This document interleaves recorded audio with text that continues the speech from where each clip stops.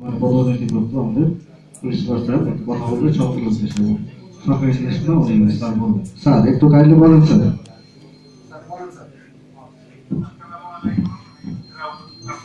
সবাইকে আমি সরকারের পক্ষ থেকে সাধারণ শুভেচ্ছা জানাচ্ছি।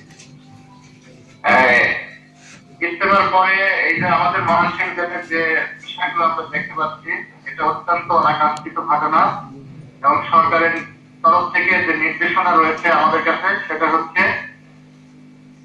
মসজিদ সকলের জন্য, মুসলমান যারা তাদের সকলের জন্য মসজিদ। মসজিদ হচ্ছে আল্লাহর ঘর, এটা আপনারা সবাই ভালো করে জানেন। মসজিদে যদি কেউ কোনো তাবলীগ জামাত নিয়ে আসে, সেটি তাকে ব্যবহার করার সুযোগ দিতে হবে। এ ব্যাপারে সরকারের অবস্থান খুবই কঠোর। এক পক্ষ আসবে তাবলীগ জামাত নিয়ে, তাদেরকে অবশ্যই অনুমতি দিতে হবে, তাদেরকে ব্যবহারের সুযোগ দিতে হবে। আরেক পক্ষ যদি মনে করে যে তারা ব্যবহার করবে, তারাও করতে পারে। কারণ 3 দিনের জন্য আসে, বেশি দিনের জন্য আসে না। এটা অবশ্যই আল্লাহর দাওয়াত নিয়ে আসবে, যে পক্ষে আসে তারাই আল্লাহর দাওয়াত নিয়ে আসবে।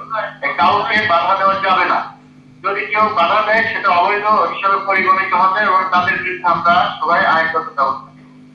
তাদের বিরুদ্ধে অভিযোগ পেলে সেই অভিযোগের ভিত্তিতে আমরা আইনগত ব্যবস্থা নেব। এ ব্যাপারে সরকারের অবস্থান অত্যন্ত কঠোর।